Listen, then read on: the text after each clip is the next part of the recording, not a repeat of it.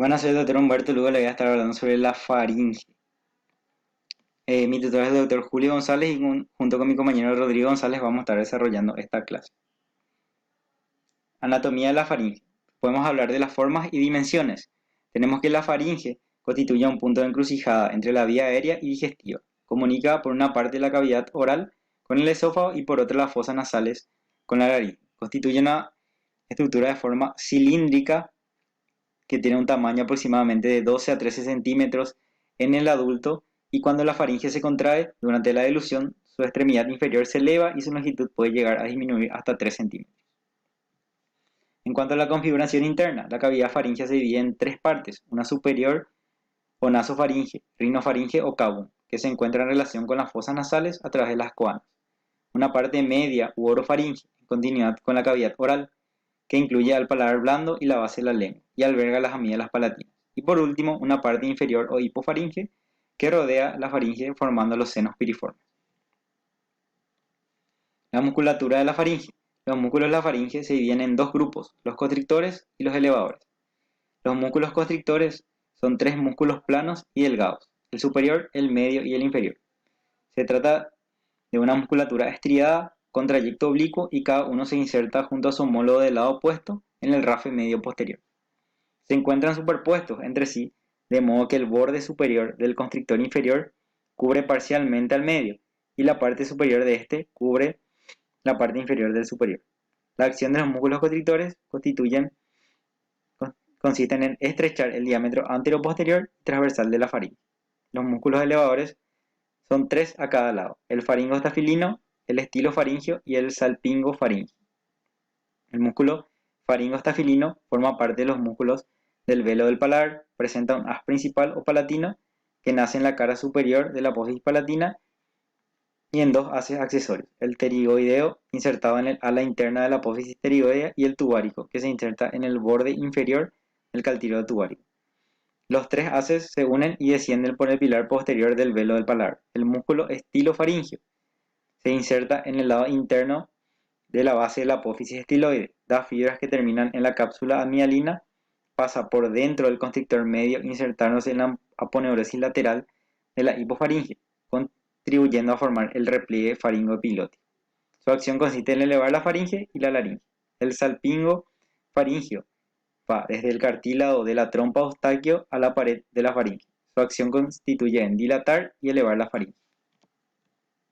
En cuanto a las amígdalas faringias, las amígdalas faringias, vegetaciones o adenoides, constituyen un tejido linfoide submucoso en el techo y la pared posterior del cavum.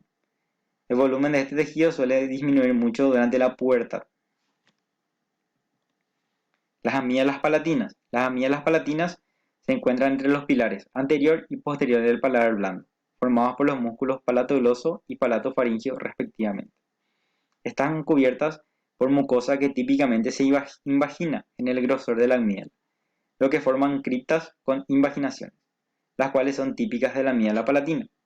La irrigación de la amígdala palatina depende de la carótida externa, a través de ramas de la arteria facial, lingual, palatina ascendente, faringe ascendente y palatina menor.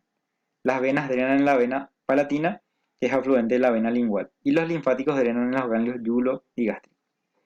La amígdala lingual está formada por ganglios irregulares en el tejido linfoide de la base de la lengua. Estas formaciones descritas, junto con una serie de folículos diseminados en los espacios comprendidos entre las amígdalas, forman el anillo linfático de Waldeyer. En cuanto a la irrigación y drenaje linfático, la faringe ascendente, rama de la carótida externa, da ramas a la pared lateral y posterior de la parte superior de la faringe. La palatina ascendente, rama de la facial, da a la región amialina una rama constante, llamada arteria tonsilar. Termina después en la parte externa del velo del paladar y en las paredes laterales de la faringe. La palatina ascendente, procedente de la maxilar interna, se dirige al velo del paladar por el conducto palatino posterior. En cuanto al drenaje linfático, los linfáticos de la faringe nacen de dos redes, una mucosa y otra muscular.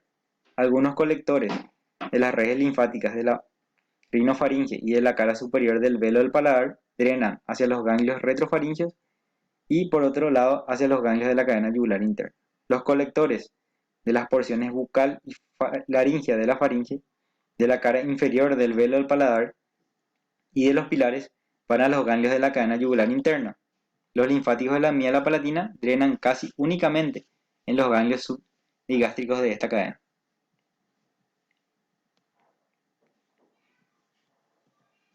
Inervación de la faringe. La faringe tiene una inervación sensitiva y una inervación motor. La inervación sensitiva del velo del paladar está dada por el par 5, de las amígdalas por el par 9 de la pared lateral y posterior del par 9 y 10.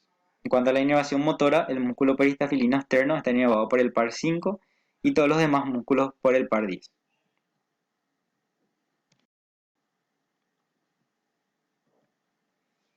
En cuanto a la semiología de la faringe, debemos hablar de la semiología de la nasofaringe. Puede ser una obstrucción nasal. La obstrucción nasal puede ser a la vez uni o bilateral. En una obstrucción nasal bilateral, en el niño, la impermeabilidad nasofaringea crónica, en la mayoría de los casos resultado de una hipertrofia o vegetaciones adenoideas, es responsable de una serie de características clínicas como rinolaria cerrada, respiración nocturna ruidosa, boca abierta y separación de los pliegues nasogenianos. Una obstrucción nasal unilateral, tanto en el niño como en el adulto, puede ser una patología del CAUM responsable de la obstrucción unilateral. Debe sugerir prioritariamente una etiología tumoral, sobre todo si la evaluación es progresiva. La posibilidad de un carcinoma o fibroma nasofaríngeo justifica el examen detallado del CAUM, sea con anestesia local o general. También debemos citar la rinorrea posterior. El cuadro que describen los pacientes es muy amplio, referido como molestias o cuerpo extraño en la parte posterior, carraspeo o como golpes de tos que el paciente le atribuye. Podemos describir la rinorrea en función de la consistencia de las secreciones, en acuosas, mucosas, purulentas o mucopurulentas. Epistaxis. Debemos sospechar de hemorragia de origen epifaringio, cuando la hemorragia es esencialmente posterior o cuando el paciente no puede describir el lado predominante del inicio de la hemorragia.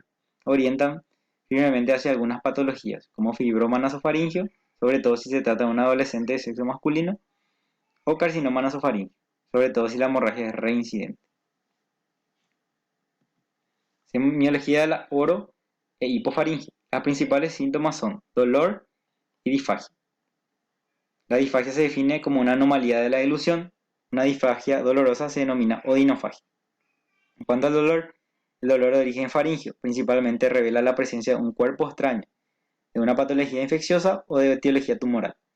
Puede corresponder también a un dolor de origen extrafaringio. La disfunción de la articulación temporamaxilar puede provocar dolores faringios lateralizados, a menudo engañosos, ya que se asocian a una irradiación otológica a veces con acúfeno. Por lo tanto, será el examen de la abertura bucal asociado a la palpación de las articulaciones temporomandibulares lo que permitirá establecer el diagnóstico, buscando dolor, subluxación, limitación de la abertura bucal o anomalías de la correspondencia dental. En cuanto a la disfagia, el paciente puede referir una sensación de molestia, de cuerpo extraño o de depósito. Si estas sensaciones aparecen o aumentan durante la dilución, debe considerarse sistemáticamente una causa orgánica, principalmente tumoral. La disfagia indolora también puede deberse a un divertículo faringoesofágico, cuando el paciente generalmente de edad avanzada describe una sensación de bloqueo de los alimentos, principalmente de sólidos y después de algunas diluciones, a veces acompañada de aspiraciones traqueales y sobre todo de regurgitaciones precoces de alimentos no digeridos. En cuanto a la exploración de la faringe, comienza con una simple inspección, invitando al paciente a abrir la boca, sin introducir el depresor lingual y pidiéndole que pronuncie la letra A.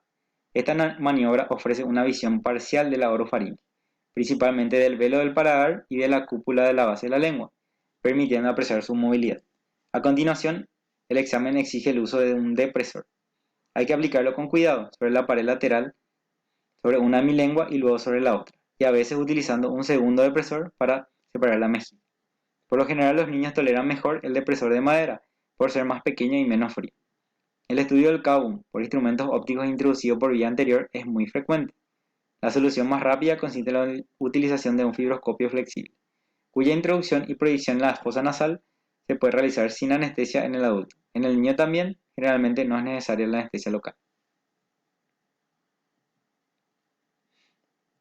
Ahora vamos a hablar un poquito sobre la faringitis. La faringitis La inflamación de la faringe puede ser de naturaleza infecciosa, alérgica, química o traumática, y la podemos clasificar según distintos aspectos. Según su localización, pueden ser superficiales, submucosas o profundas. Según su evolución, pueden ser agudas o crónicas. Según su etiología, pueden ser infecciosas, químicas, traumáticas o alérgicas. La faringitis aguda es una vía de entrada de infección en el organismo. En general, así, pues la faringitis aguda suele ser la primera manifestación de enfermedades generales virales. Este hecho es especialmente frecuente en los niños, precediendo a las enfermedades infecciosas de la infancia. En otras ocasiones es una manifestación única, hablando en este caso de faringitis como enfermedad. Entre los virus destacamos por orden de frecuencia al rinovirus, coronavirus, adenovirus, herpes virus, coxsackie y bacterias como Streptococcus pyogenes. En cuanto a la clínica, tenemos una clínica de inicio, habitualmente va a tener un inicio brusco. En las formas menos graves y más frecuentes existe un predominio de síntomas locales con sequedad y constricción faríngea y a veces sensación de quemazón. Se produce disfagia y odinofagia discreta. El paciente presenta carraspeo y exudado que desencadena tos pertinaz. En las formas más graves predominan los síntomas generales como fiebre, escalofríos y cefalea. La exploración muestra inicialmente una faringe tumefacta, enrojecida y brillante, para pasar posteriormente a tener secreciones que tapizan la faringe e hipertrofia de los folículos linfoides. Puede aparecer adenopatías laterocervicales y edema de la úvula, del velo de paladar y de los pilares amigdalinos. El diagnóstico en general es clínico. En cuanto al tratamiento, como su origen más habitual es el viral, se recomienda el reposo relativo con AINES. Ante la sospecha de un origen bacteriano, se usará además un antibiótico empírico y posteriormente se podría ajustar de acuerdo al antibiograma. En cuanto a la faringitis crónica, no existe ninguna definición precisa de la faringitis crónica, aun siendo una de las enfermedades de mayor incidencia en el ser humano. Es una entidad muy discutida por algunos autores y cuya causa no es solo local, ya que al ser la faringe zona de confluencia de las vías aéreas y digestivas superiores, existen múltiples síntomas referidos a esta zona y citologías múltiples derivadas fundamentalmente de factores irritativos de la mucosa. En cuanto a la clínica, con frecuencia describe odinofagia matutina, rinorrea pegajosa posterior, carraspeo, sensación de quemadura, quemazón, picazón y de cuerpo extraño en garganta y repetición de las degluciones. Puede asociar a su vez tos nocturna, sensación matinal de faringe rasposa, tenesmo faríngeo y regurgitaciones a distancia de las comidas. Son frecuentes también las sensaciones subjetivas de ahogo. Para el diagnóstico en esta patología es fundamental la adecuada historia clínica y la exploración otorrinolaringológica completa. En la historia clínica hay que investigar sobre los antecedentes de consumo de alcohol y tabaco, tabaquismo pasivo, exposición a irritantes, inmunosupresión, diabetes y otras enfermedades metabólicas, así como los antecedentes otorrinolaringológicos y quirúrgicos.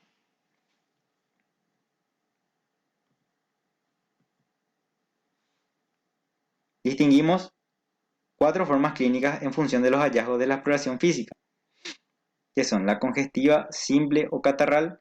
Vemos una faringe enrojecida y brillante, con un enantema difuso que cubre todo el velo del paladar y la faringe. La mucosa está engrosada, recubierta por una capa opalescente que se organiza en regueros blanquecinos en los pliegues. La forma purulenta o mucopurulenta. Se ve la mucosidad que cubre una faringe congestiva por el efecto irritativo de la rinorrea posterior constante. Esto es un signo indirecto de la presencia de una patología nasosinusal. La patología atrófica. Aparece una mucosa lisa, seca, sin islotes linfoides. La hipertrófica. La mucosa está granulosa e hipertrófica, que indica la existencia de folículos lenticulares rosados o amarillentos, o de un punteado con mínimas burbujas translúcidas en el espesor de la mucosa. Se comprueba la presencia por detrás de los pilares posteriores de cordones posteriores o folículos linfoides, pared posterior.